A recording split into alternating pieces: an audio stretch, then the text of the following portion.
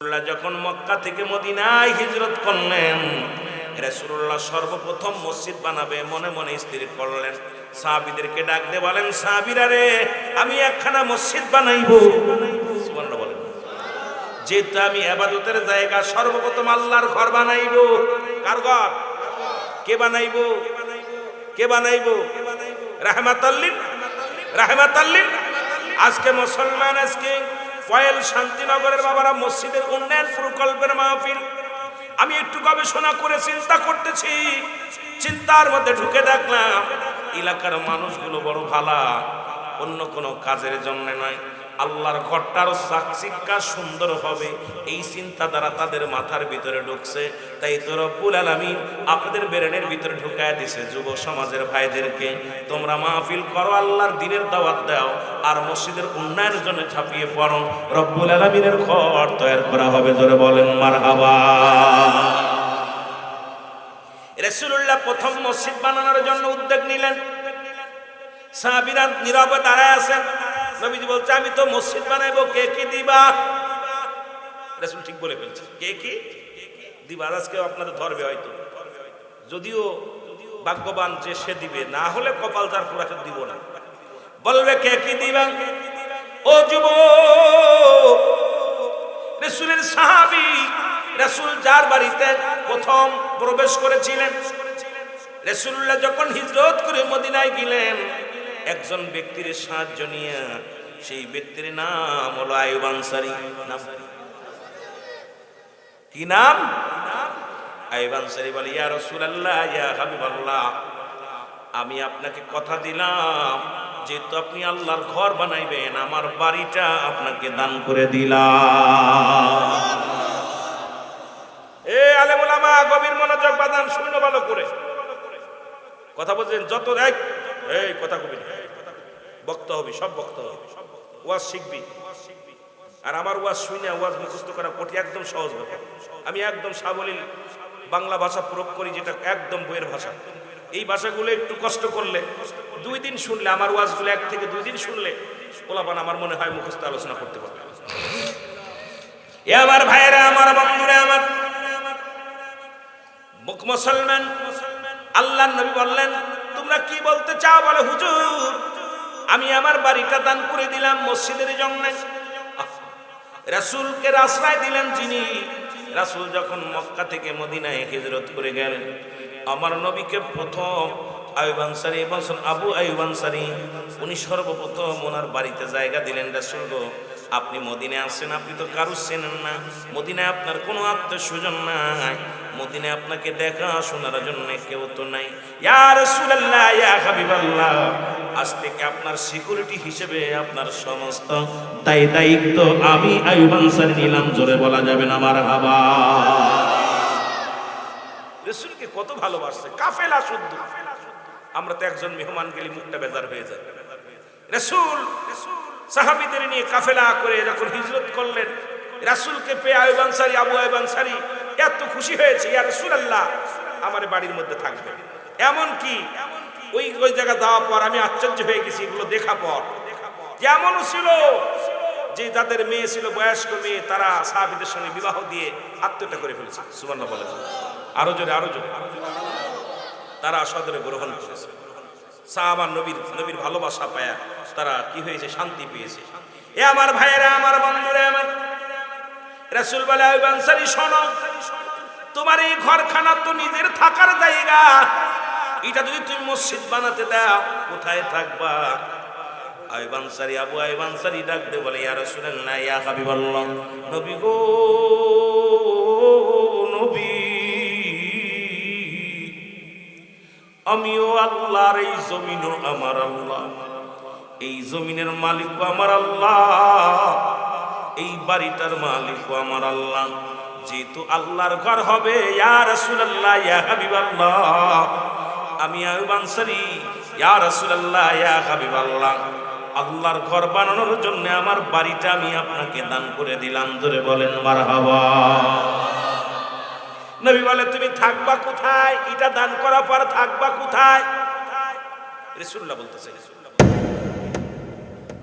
চুপ করতে বলছি না, এত কথা কেন? বলতেছিলাম তুমি থাকবা কোথায়?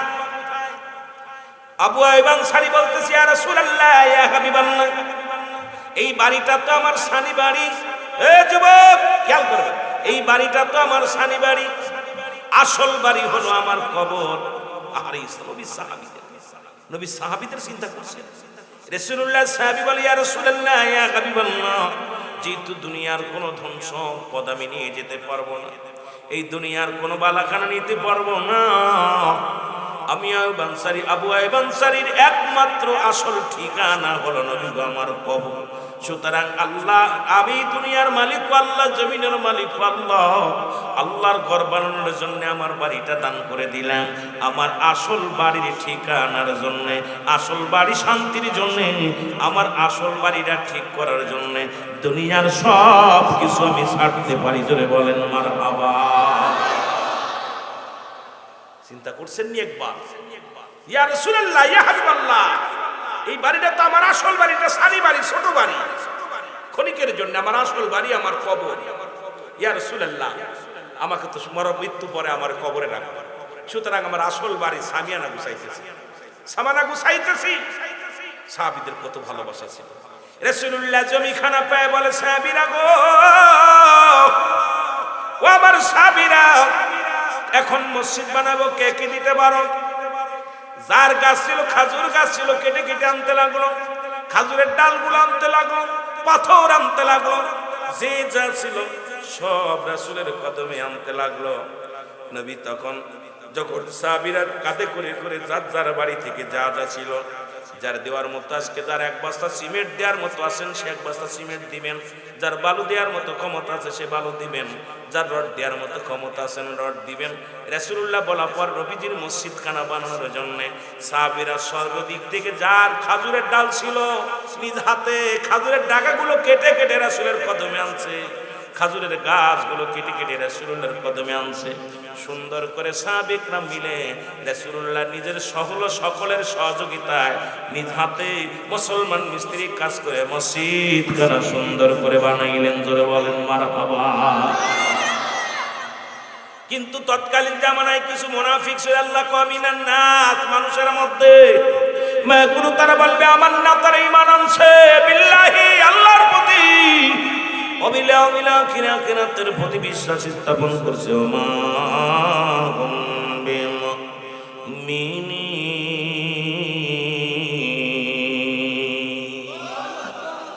মুনাফিক তো সব জায়গায় আছে, আজকে এখানেও মুনাফিক আছে। যদিও আপনাদের ভিতরে আমি সবাইকে বলবো না, অনেকে চিন্তা করতে নুরুল আমিন সাহেব মনে হয় কালেকশন করবে মিলে, হুজুর তো আমাকে কাছে নেওয়ার জন্য ওয়াজ শুরু করে দিস, মনে মনে বলতেছে।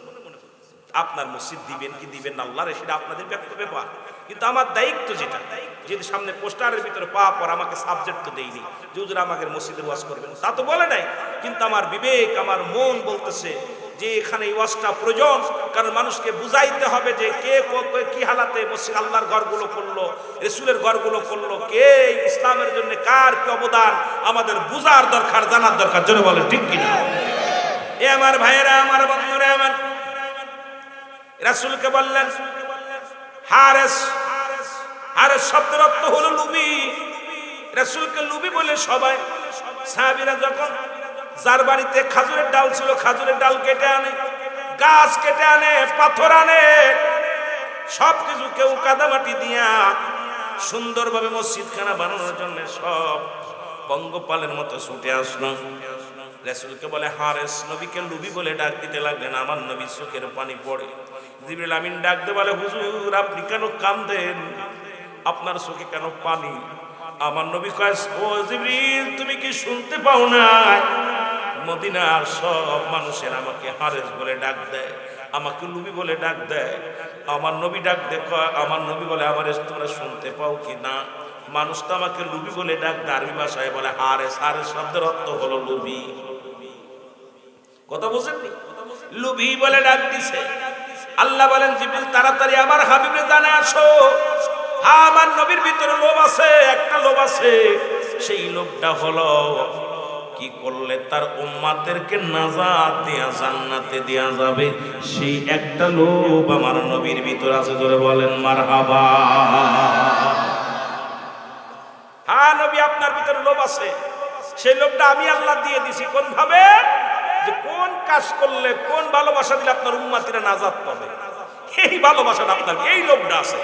কেন আপনি কখনো জাহান্নামে কাউকে যাইতে দিবেন না, জাহান্নামের গেটে যে দাঁড়ায় যাবেন, ইয়া রাসূলুল্লাহ, ইয়া হাবিবাল্লাহ, কোন উম্মত আপনার সামনে তো জাহান্নামে গেলে আপনি সহ্য করতে পারবেন না, আপনি সিজদায় পড়ে কাঁদবেন। এই জন্য তো আমি আল্লাহ আপনাকে শুধু মক্কা মদিনার মানুষ হারেস বলেন নাই, আমিও বলেছি হারেস, কারণ আপনার ভিতরে লোভ আছে। সেই লোভটা হলো জাহান্নাম বন্ধ করে জান্নাত খানা আপনার উম্মতের জন্য ভিক্ষা চাওয়া। জোরে বলেন মারহাবা। দেখছেন আল্লাহ কত ভালোবাসে। উরা নবীরে লুবি বইলা ডাক দিছে, আল্লাহ কা হাবিব আপনি টেনশন করেন কেন, কাঁদেন কেন? হ্যাঁ আপনার ভিতরে লোভ আছে। সেই লোভটা কি? আজকে অনেক মুনাফিকরা বলতে পারে যে কমিটির লোক, এদের লাভ আছে এই জন্য মাহফিল করছে। আছে না এরকম কিছু মুনাফিক আছে যে আজকে যুব সমাজ মাহফিলের জন্য এত খেপলো, নিশ্চিত এরা মনে হয় কোনো মালটাল কামানোর দান্দা আছে। হ্যাঁ ওদের ভিতরে একটা লোভ আছে। সেই লোভটা হলো যদি কিছু হাদিয়া তহবা বেচাইতে পারে, তাদের ওসিলায় যদি মসজিদের একটা খুঁটি হয়, মসজিদের একটা দরজা হয়, মসজিদের একটা বারান্দার একটা খুঁটি হয়, এক বছর সিমেন্ট হয়, আল্লাহর আদালতে বলতে পারবো আল্লাহ আমরা যুবক মানুষ, এলাকার মধ্যে মসজিদ বানানোর জন্য উদ্যোগ নিয়েছিল, আমরা পাগলেরা টাকা দিতে পারি নাই, তবে মাহফিল করে আমরা ভাইদের কাছ থেকে সাহায্য সহযোগিতা নিয়ে তোমার গড্ডা বানাইছি, আল্লাহর আদালতে জবাব দিতে পারবো। জোরে বলেন ঠিক কিনা? ওদের ভিতরে আছে এই লোকটা, ঠিক কিনা? ঠিক কিনা? কিন্তু মুনাফিকরা মনে মনে করতেছে কি স্বার্থ আছে রে, যে যা বলে বলো, প্রয়োজন নাই। যুবকরা তোমরা এগিয়ে যাও, কারণ যুবক বয়স হবে জান্নাতি। 18 বছরের যুবক আর 16 বছরের যুবতী আজকে যুব সংগঠনের উদ্যোগে আজকে মসজিদ উন্নয়ন প্রকল্পের মাহফিল। স্বাধীন শুধু মসজিদ না, এলাকা রাস্তাঘাট উন্নয়ন প্রকল্পে, মাদ্রাসা উন্নয়ন প্রকল্পে, নারী ভূমিকার যে অবিবাহিত মেয়েদেরকে বিবাহ দেওয়ার জন্য তোমরা এই কমিটি আগিয়ে যাবা, সবসময়ের জন্য সাহায্যের হাত বাড়াবা, দেখবা তোমরা 10 জন তোমাদের সাথে আছে, রব্বুল আলামিন তোমাদের পাশে আছে, মদিনা ওয়ালার ওই হাত মুবারক তোমাদের সাথে আছে। বলে ঠিক কিনা?